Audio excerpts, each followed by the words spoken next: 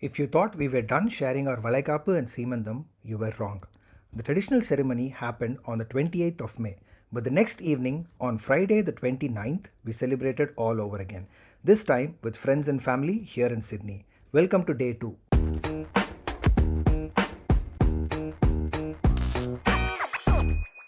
Some days become memories even before they are over. This was one of those days, our Valaikaapu and a celebration of the little life already changing ours. And just like that, we rewind a little.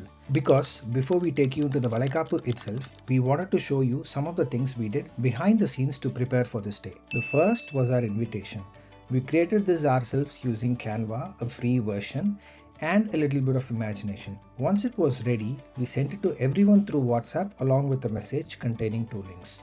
The first link was a simple Google form where our guests could RSVP, tell us how many adults and children were coming, and share any dietary requirements. It also made keeping track of everything so much easier. The second link was our baby registry. We tried another registry platform first but found it slightly clunky. Baby List was simply easier for us to set up and navigate. It allowed us to bring products from different Australian stores into one list instead of being restricted to a single retailer.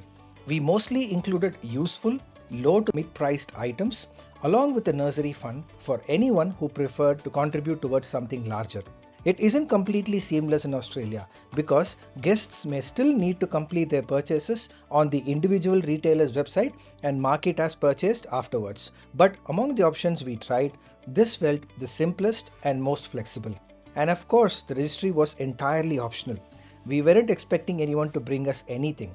More than anything else, we just wanted the people we love to be there, spend the day with us, and bless Vaishnavi and the baby.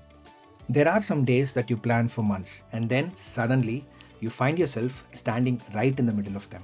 The house looked familiar but somehow felt different that morning.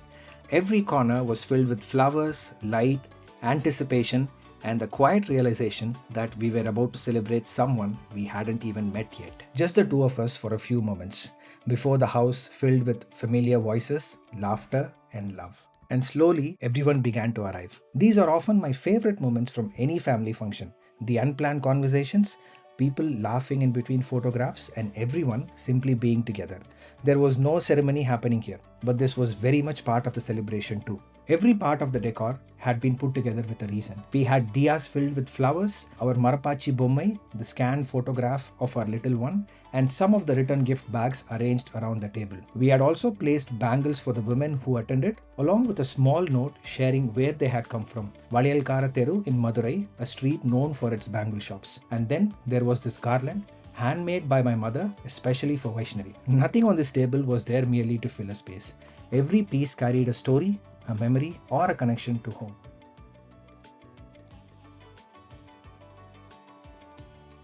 With a little help from Amma, I placed the garland around Vaishnavi. It was one of those small moments that lasted only a few seconds, but somehow marked the beginning of everything that followed. The Valaikaapu officially began with Vaishnavi's mother. She applied Santhanam and Kunkumam to Vaishnavi's hands, cheeks, and forehead, and then placed the first set of bangles on her hands. After her, my mother did the same. The sound of bangles is at the heart of a Valaikaapu function.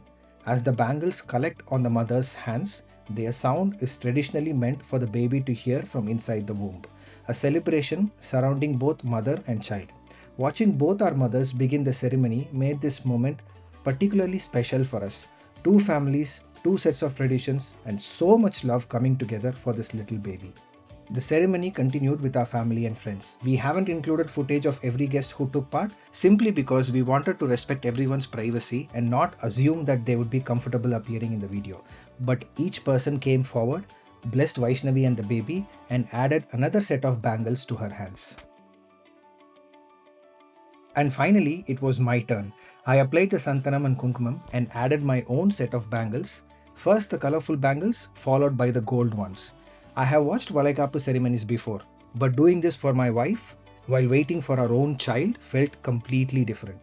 It was happiness, gratitude, and a little disbelief, all packed into one moment. We then took a few photographs beside our Valaikaapu and Seemantham doll display. a tiny version of the ceremony we had just experienced, sitting right beside us as another little memory from the day.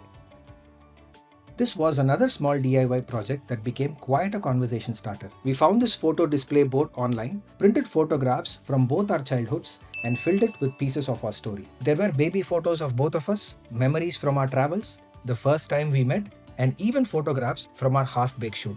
It didn't cost very much or take weeks to create. But seeing so many years of our lives in one place and knowing that a completely new chapter was about to begin made it one of our favorite details from the day. We also wanted something that would allow everyone to leave behind a little piece of themselves. So we placed these baby name suggestion and wishes cards for our guests to fill in. And no one was exempt from this. Not even our parents. We really wanted to know which names they would suggest and what advice or wishes they would write for the baby. Some people took the assignment very seriously. Some gave us names we had never heard before. Some wrote thoughtful messages for the baby to read one day. And a few answers definitely made us laugh. We won't reveal all of them just yet, but reading these after the function was incredibly special. There are little messages from the people who were already waiting to love this child even before they arrived. And somewhere between all the rituals, photographs, and laughter, we paused to take it all in. The flowers would eventually come down, the house would become quiet again, but the sound of those bangles and the feeling of being surrounded by everyone we love would remain with us long after the day was over. The photographers captured this day more beautifully than we could have imagined. They didn't just photograph how everything looked, they captured the glances between moments, our parents' smiles, the laughter we didn't know anyone had noticed, and all the little details we had spent so long putting together. These photographs have allowed us to return to the day, not simply as we remember it, but as it truly felt. Thank you to our wonderful photography team for bringing these moments to life and giving us memories that we will be able to share with our little one someday. Thank you for sharing this chapter with us. Tell us in the comments which detail from the day you loved the most, or leave a little message for baby K. And subscribe to the Unfiltered Kaapi to join us for the next chapter of this journey. We'll see you in the next video. Bye.